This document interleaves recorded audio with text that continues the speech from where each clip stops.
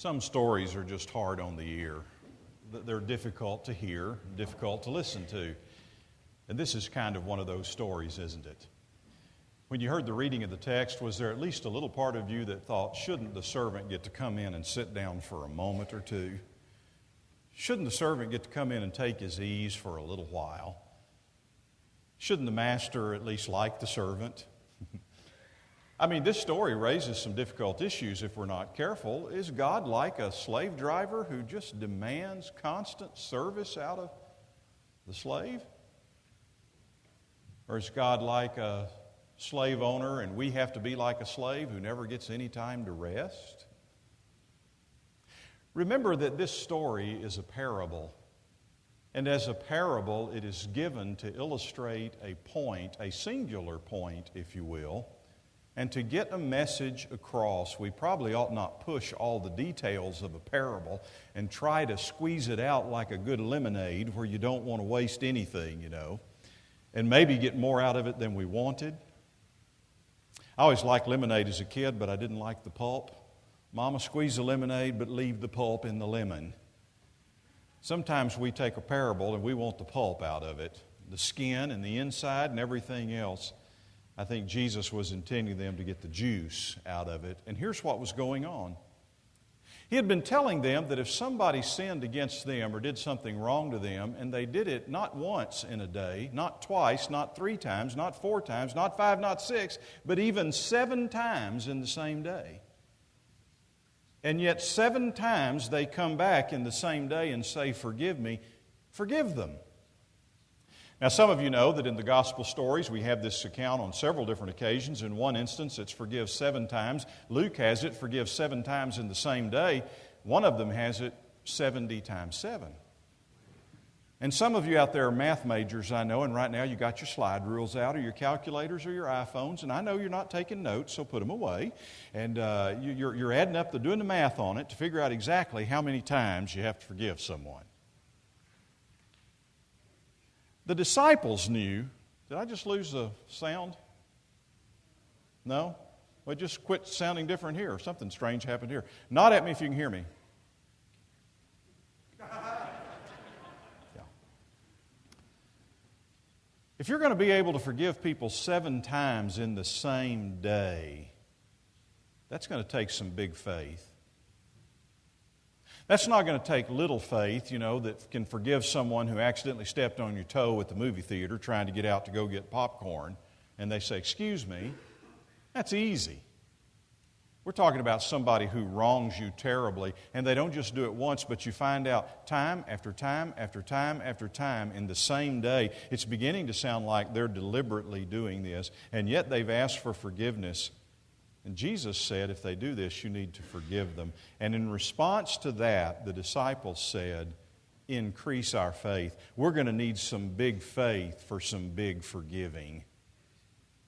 Increase our faith. And Jesus told them this parable then about how to increase their faith. Would you like to have greater faith today? In this text, in Luke's telling of the story, we have Jesus saying, "Why, if you just had faith the size of a mustard seed, a little bit of faith, you could say to that mulberry tree over there, be uprooted and cast into the sea." Would you like to be able to cast mulberries into the sea? That'd be a long cast, wouldn't it? I'd be pleased if I could just cast dandelions into Lake Brownwood. Would be nice enough for me. Get them out of my yard, kind of over that way. Would you like to have that kind of faith? In Matthew's version of the telling of this story, it's if you had faith the size of a mustard seed, you could say to this mountain, "Be removed and cast into the sea," and the mountain would be moved. Now, do you think Jesus is really interested in rearranging geography? Is he really interested in landscaping with ease, moving trees around and mountains and reshaping them? I'd like that pretty well. I'd bring some of my favorite mountains from Colorado and set them down in Comanche, and then we'd live in the foothills. Be kind of a nice deal, wouldn't it? Be a good way to go. Be fun. How do we go about increasing our faith? We increase our faith, first of all, through prayer. Did you notice in the text that it began, the disciples said to Jesus, "Lord, increase our faith." This isn't just a request, this is in itself a prayer. They brought it to Jesus and said, "Lord, increase our faith." If you prayed this morning, you would pray, and you wanted more faith, "Lord, increase my faith." They prayed. Could it be that they asked Jesus to do this in part because they had seen Jesus at prayer and they knew that perhaps there was something about the praying of Jesus that made Him the man of faith that He was, able to do the things that He did and say what He said and lead people in the manner He did, to be loving and forgiving and open and receptive to humanity the way He was? They saw that maybe partly because He was a man of prayer, but also because they see Him as a man of extremely deep faith. They'll ask Jesus a couple of things. They will ask Jesus to teach them how to pray. They will ask Jesus in this text to increase their faith. Man, I can't think of two prayers Jesus would like to answer more than those two in your life today. Teach us to pray. Teach us to be more believing. Teach us to be more faithful. That's some big praying. And I want you to know that big forgiving requires big praying. Big serving requires big praying. Big evangelism requires big praying. Big transformation of a community requires big praying. This kind of praying isn't for sissies. It's for people who know they can't do it and they can't accomplish it. It's for disciples who know that of their own strength they can never forgive 7 times in the same day, let alone 70 times 7. They know in their weakness if they forgive that much, they're going to be tempted to think people will take advantage of that kind of forgiving. You ever had someone take advantage of you before? Can I borrow $10? Oh, I'm sorry, I didn't pay that back. Can I have 10 more? Oh, I'm sorry, I didn't pay that back. Can I have 10 more? Oh, sound like children, doesn't it? Big faith is required. And it begins with praying.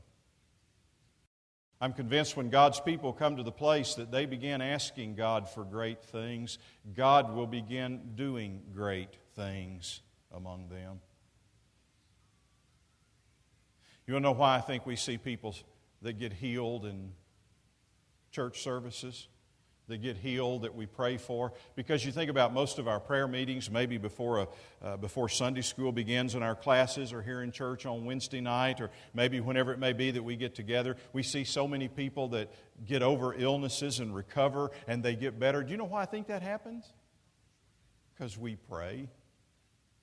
Because we pray earnestly, and we're not surprised when we pray for people that they get better, they get well, and they come home from the hospital. Now, I know that's not always the case, but we see it happen time and time and time again. So if we were to ask the question today, why don't we see families being restored? Why don't we see people being saved? Why don't we see the church being invigorated to go out into the world and make a difference? Could it be that maybe we don't spend the same kind of urgency in praying for those things that we do others? I think what you see God doing in a community and what you see God doing in a church, you see in response to what people begin to do in their praying. Part of the reason for that is as we pray, we get tapped on the shoulder by God and we become part of the answer to those prayers. You know, when we start praying for the lost, God taps us on the shoulder and we go witness to the lost. And when we start praying for the hungry, God taps us on the shoulder and we go feed them. And when we start praying for the needs of missionaries and asking God to bless them, He taps us on the shoulder and we give and we go and help. And we become a part of the answer to that as God moves in our lives. You want to increase your faith? Ask God to do it.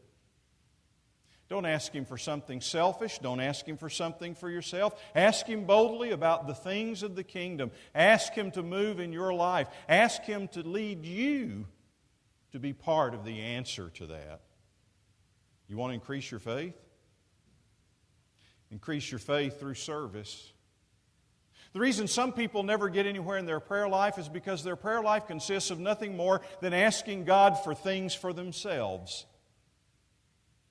We're not at all unlike the old popular song, "Oh Lord, won't you buy me a Mercedes-Benz?"